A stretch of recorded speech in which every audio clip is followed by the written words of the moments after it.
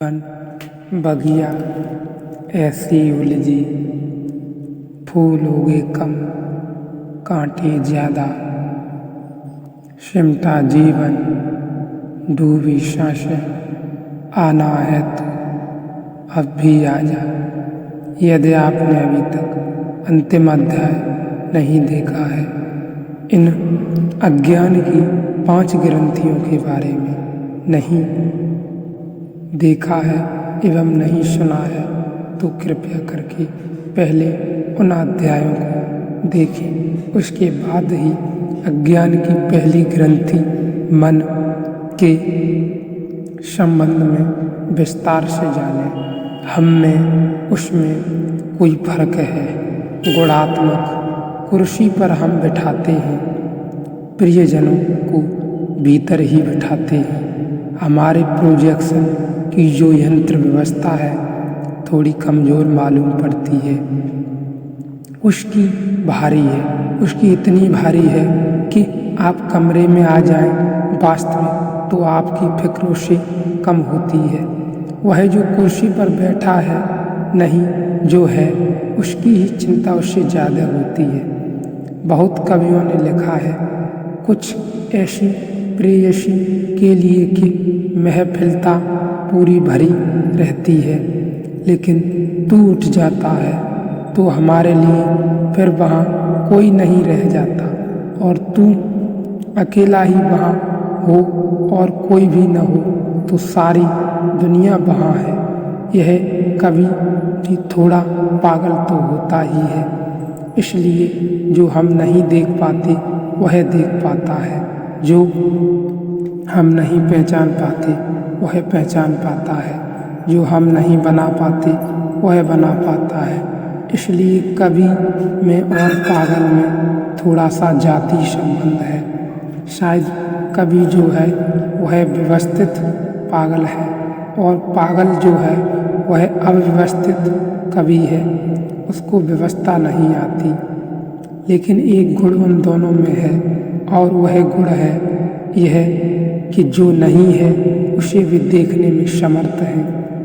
मन जो नहीं है उसको देखने का यंत्र है, और इसलिए मन पागल करने वाली व्यवस्था है। मन स्वप्न का विस्तार ही है, यही पहली ग्रंथि है। और जो मन से बंधा है वह स्वप्न को कभी उपलब्ध नहीं हो सकता, क्योंकि मन से संबंध की एक ही व्यवस्था है, और वह है स्वयं को भूल जाना।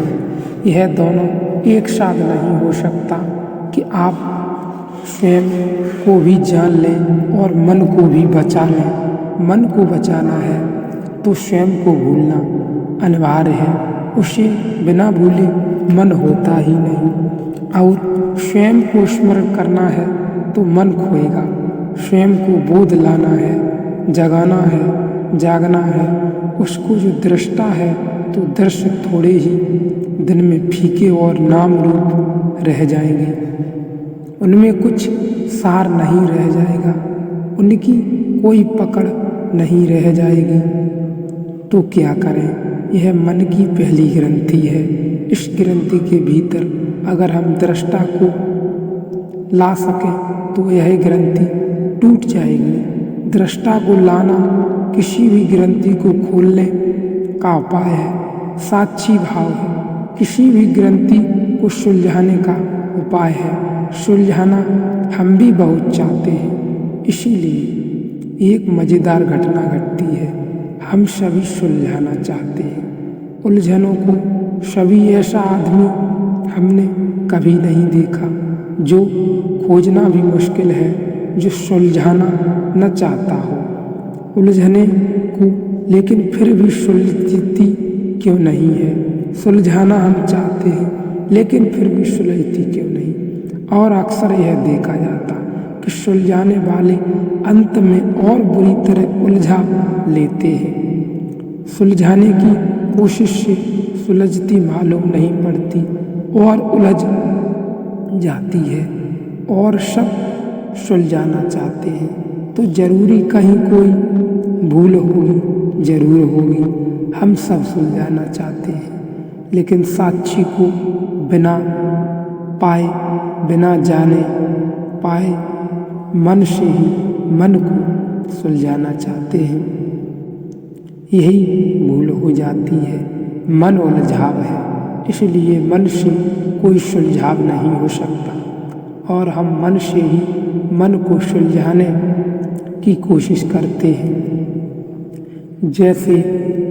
जैसे कोई अपने हाथ से ही अपने ही हाथ को पकड़ने की कोशिश करता रहे, जैसे चमीटे से उसी चमीटे की कोई पकड़ने की कोशिश करता रहे, जैसे कोई चश्मा लगाकर उसी चश्मे को खोजता रहे कि कहाँ है।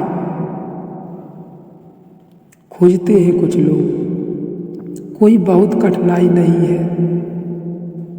जहाँ तक मन का संबंध है हम सभी यही करते हैं। कुत्ते को देखा कभी न पूंछ पकड़ते आपने, बैठा है सुबह सड़क पर, सुबह सूरज उगा है, कुत्ता बैठा है, फुर्सत में पूंछ पड़ोस में है, उसके पड़ी है, उसी की पूंछ झपट कर पकड़ता है, झपटता है, पूंछ उछल जाती है। स्वभाव से कुत्ते को क्रोध आता है और चैलेंज चुनौती भी हो जाती है कि हद हो गई, एक जरा सी पूंछ है, पकड़ में नहीं आती। कुत्ता और ताकत से कूदता है, वह और ताकत से उसकी ही पूंछ उछल जाती है, लेकिन उसकी ही पूंछ वही पकड़ने वाला है।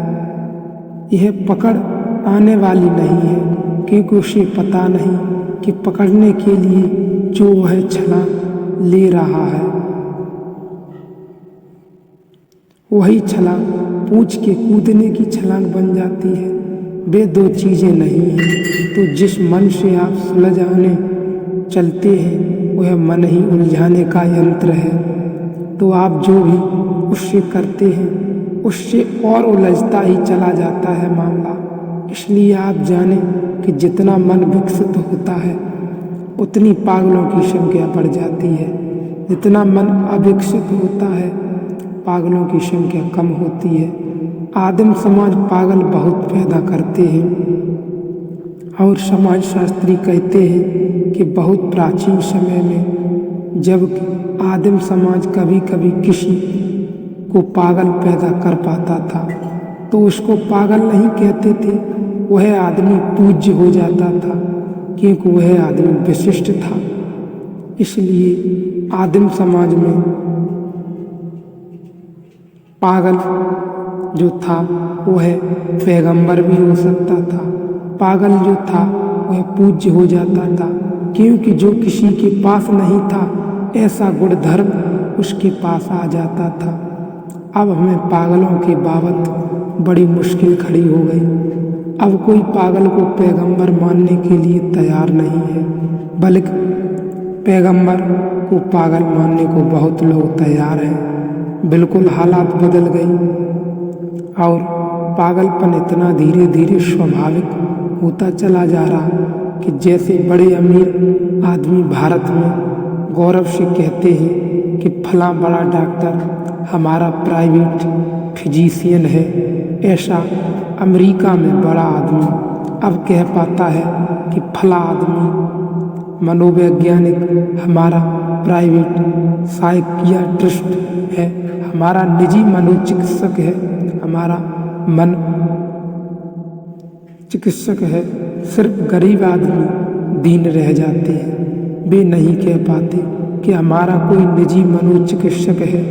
उनको तो अभी अस्पताल जाना पड़ता है, यहाँ जनसमूह की भीड़ में खड़े होकर मन की चिकित्सा करवानी पड़ती है और सबके पास पागल या कम पागलों की संख्या में चिकित्सक उपलब्ध हैं।